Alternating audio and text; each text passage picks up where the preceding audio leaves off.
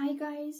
За энэ удаа болохоор бүгдээ хэрхэн бусдад ээлжгээ санал тавих талаар ярилцах болно.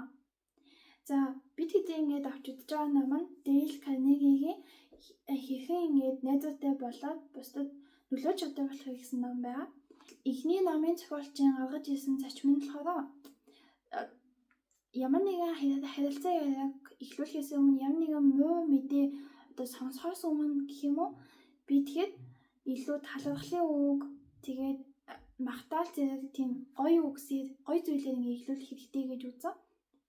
За энэ нь болохоор яг шүдний имчилгээний хувьар ярих юм бол бүх ажилбар хийхдээс өмнөх мэдээ алзуулагчтай яг ижил үүрэг үздэг гэж үзсэн баа. Одоо жишээлх юм бол Америкийн ерөнхийлөгч байсан Абрахам Линкольн нэг удаа цэргийн генералтай цаар бичсэн байгаа. За тэр захиан дээр болохоор үнэхээр ингээд одоо генерал Хүүкрийг чи болохоор үнэхээр амбицтай, хүчирхэг, зоригтой, чадварлаг тийм зэрэгээ тэр талаас чинь би чамайг үнэхээр хүндэлдэг биш гэдгээ. Гэхдээ чиний энэ хийж байгаа юм нь жоохон дарангуйлын ингээд талтай байна. Бид хэдийн чамаас яг юу хүсэж байгаа нь ерөөсөө огтоосоо дарангуйлал биш. Харин бид хэд чамаас ингээд энэ нөхцөл байдлаас яаж гарч болох вэ гэх тийм ингээд ухаан идэх хэрэгтэй байгаа. Нэг тиймэрхүү утгатайгаар ингээд захиа бичсэн байгаа. Энэ нь болохоор Америкт гэлтгүй олон улсад ингээд маш их тийм хүмүүст хүрч чадсан захиа тооцогддог юм билий. За дараагийн бид хэдийн явж үзэх ёстой зарчим нь болохоор шууд бус аргаар бусдыг алдааг нь ойлгуулах. Нэгэн ахлах авчир ингэсэн юм л та. Яг бүгдээ сэргийхэн үсээ ингээд хусуулах хэрэгтэй болоод байсан. За тэгэхээр ингээд цэргүүд ерөөсөө үсээ хусахгүй байгаад байсан. Тэр үед нь болохоор өөрөө ингээд үсээ хусаад хэрвээ та нар ингээд цэргүүдээ сонсогчдоо хэлсэн байгаа. Та яа талын үүдтэйгээ хараад тэгээд үнэхээр цахимжтай гэж бодож авах юм бол та яд ингээд үсээ хусаад тэгээд бүгдээ үлгэлж болно шүү. Ингээд бусдаа үлгээж болно шүү. Та сайн бодоод үзээрэй гэд хэлсэн байгаа. Энэ нь болохоор шууд ингээд албатан ингээд хэлснээс илүү ингээд зөөлөн аргаар хэлсэн. Гэхдээ тэгсэн үгс дүн нь илүү сайн байгаа.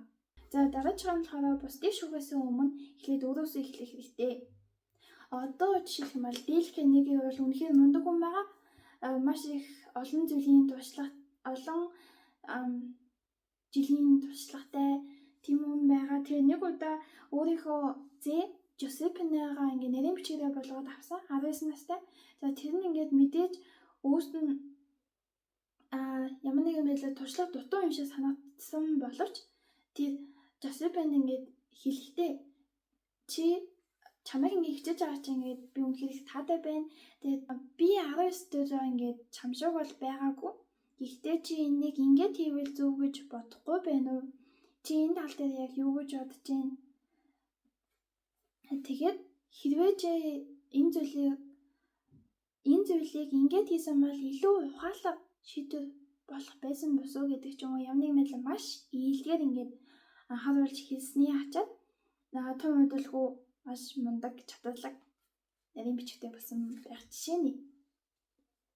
Тэгээд энд нэг амар гоё үг би олж харсан байхгүй энэ л болохоор чи шүүмжлэлтэй ер нь хүмүүс ингээд төрхөөсөө шүүмжлэлтэй бол төрөөгүй.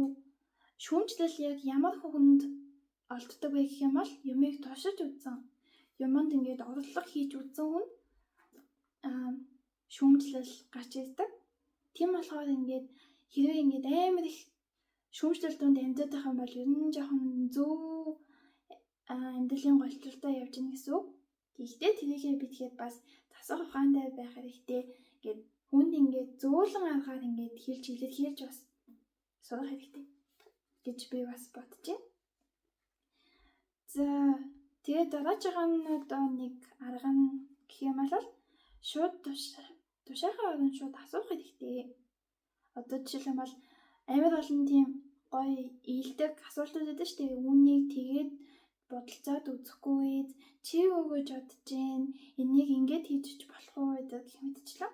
Энэ нь болохоор мэдээж the word so many things. Тав дахь цааш маань болохоор хүний нийт төрс хүндэтгэлтэй хандхаа. За яагаад гэх юм бол яг өмнөх асуудлын дагуу яг тэр хүнийг бүр суурьд байхгүй болгож ийж ингээд зарим хүний эгог нь ингээд илүү бадраад ах шиг байдаг та. За энэ нь бол үнэхээр хэрэгс. Одоо би тэгээд одоо жишээлбэл бол нэг эндээ нэг жишээ байсан юм аа. Нэг компани ингээд ажилтнаа яхаарахгүй зарим нэг нь хасах болсон. Яг тэгэхдээ ингэж хэлсэн маа. Та үнэхээр ингээд манай компани ингээд үнэн сэтгэлээ зөвлөж ингээд ажилласан маш их баярлалаа. Та ингээд таны бирээдүйг би тэгэхэд бас илүү их амжилттайгаар ингээд хаасдаг аа. Тэгээд таныг ингээд Newark буюу өшөө ингээд компани ингээд оруулахад болсон. Тэр нь бас ингээд гоё байна. Тэгээд би тэгээд үргэлж таныг ингээд дэмжих болно. Бас танд үнэхээр их баярлалдаг. Би та яаж ч ингээд өөр газар байсан би тэднийг хэвээрээ байх болно гэд нэг тийм гоё үгээр ингээд хэлсэн байгаа.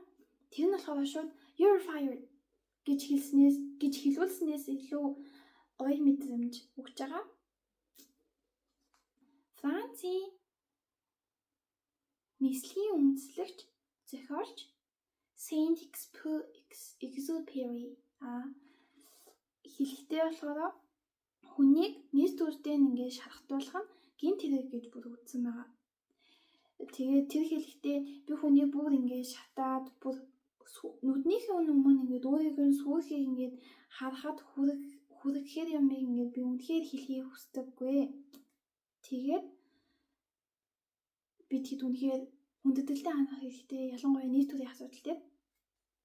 За дараагийн 6 дахь зочин дээр нь болохоор ахилт болгоныг нь урамшуулхаа. Би тэгэхэд дандаа л ингээд алдаагийн цохоод байх, дандаа л нэг тэгээж ингэж гэж хэлхийнхээ оронд тэгээд бас ахилтын гэсэн хийлж хүлээн зөвшөөрж явах хэрэгтэй. Одоо жишээлбэл үнэхээр хичээж байгаа юм бол чи хичээж инээд тэгээд тэрийг нь хийлждэг байгаарэ гэж өгсөн юм. За шүүмжлэл багасч магтаал ихссэн үед хүмүүсийн хийдэг сайн үйлс ихсэж муу зүйлс хүчээ алддаг гэж байгаа. Шүүмжлэл доор чадвар өгүүлдэг байхад урмын үгэн доор цэцгэлдэг. За энэ нэг гоё үгүүд байгаа. Та нар ингээд энэ үгнүүдээс ингээд аюу гоё мэдрэмж авч байгаа эсэхийг бол мэдэхгүй байна. Фэнтези хийж байгаа эсэхийг мэдэхгүй байна. Гэтэ I'm so impressed and I want to share it with you. Болоод дах арга нь болохоор одоо та нар ингээд найзуудаараа ингээд хэлээд үзээ заяа. За манай инстинкт найз, за манай ерөнхийлөгч найз, за манай тоогооч найз гэд хэлээд ингээд нэр өөрөөсдийнх нь байж болох хамгийн гоё одоо хувилбараар нь ингээд хэлээд байх юм бол тухайн найзууд чинь илүү урамшина. Тухайн найзууд чинь илүү чамд ингээд дуртай болно.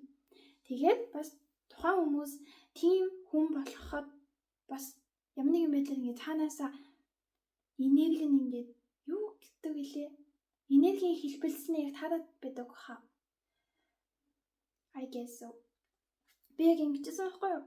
9 дэх ангида би зөв бичсэн юмнаас хаасан. I will go to Italy гэд би ингээд Итали явж пицца идэн мэднэ гэсэн чинь энэ нь ингээд зүгээр бичсэн юм боловч зүгээр л ингээд бичээд өнгөрсөн боловч энэ одоо ингээд биелсэн байгаа нэгэд амар гоё байгаа байхгүй юу ингээд бурхан бид хийдээд ингээд төлөвлөгөө гаргаж өгдөг. Тэгээд ямар нэгэн байдлаар би тэгээд өөрсдийгөө бүтээдэг юм шиг санагддаг. Хэрэг би тэгээд одоо бусдад ингээд амар гоё үг хэлээд тэгээд би тэгээд хүсэж байгаа зүйлүүдээ бичээд яриад ингээд өөрөөсөө гадагшлуулаад байх юм бол тэр бас биелдэг байх гэж би итгэдэг. Нэг удаа ингээд ангийн багш нь ингээд ангийнхаа бүх хүүхдүүдэд гоё үг хэлсэн байна л та.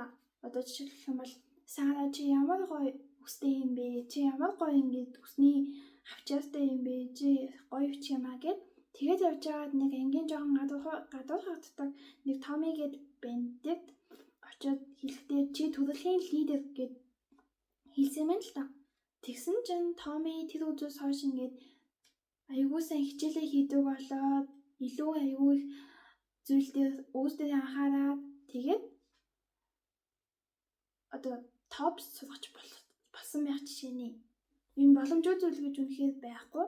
Би тэгээд зүгээр бүтээгдэл болно. За 8 дахь арга нь болохоор сайн махтаа тэгээд алдааг ингээд засахад илүү амархан болгож амархан гэдэгт нь бол итгэл. Ер нь бол хүнд итгэнэ гэдэг чинь тухайн хүнийг ингээд сайн зүйл рүү одоо урагш байгаа ингээд явахад нь илүү чиглүүлж өгдөг байх гэж би амирх боддог. Одоо жишээлбэл юм бол энэ дээр ингээд Дэвид гэсэн нэртэй одоо хүүг ингээд ангийнхандаа гадуурхагддаг. Тэгээд машинаа толгоосноос хойш ингээд сорвитэй болсон боловч ингээд бусад хүнээс ямар ч ялгаагүй байдал ангийнх нь Франкенштейн гэж нэр хоч өгдөг гадуурхагддаг байсан.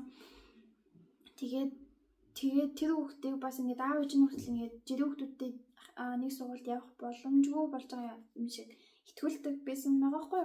Тэгтэл ингээд багш нь илүү их урам зориг өгөөд тэгээ багш нь илүү их итгэл хүлээлгээ одоо ингээд илүү компьютерт ингээд дуустай байсан.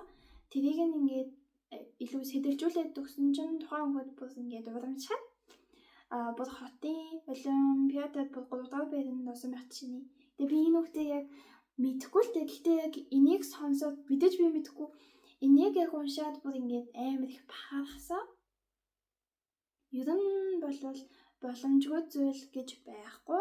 Ер нь хамгийн одоо эд шидтэй зүйл бол хүнд итгэх, хүнийг урамшуулах, хүнийг мартах зүйл бас байж болох юм. За тэгээд хэрвээ сурах амархан гэж бодож байгаа бол тэгэл цаашаа явнаа л гэсэн үг бас.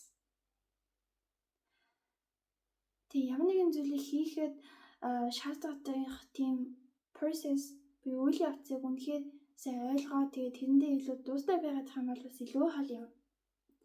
За дараач байгаа нь хамгийн сүүлчийнх арга нь болохоор гээд хүн чиний санал болгосноор чинь тухайн хүн хийх юм бол тухайн хүнд ч гэсэн үс дүнтэй тухайн хүнд ч гэсэн ашигтай гэдгийг нь бас мэдрүүлэх тусгай хүнийг бас жаргалтай болгож чадна гэдгийг нь бас мэдрүүлж ойлгуулах гэсэн. Одоо жишээлх юм бол хоёлаа хамт хоол хийж идэх үү, хоёлаа хамт одоо статистик тавьчих уу гэдэг ч юм уу.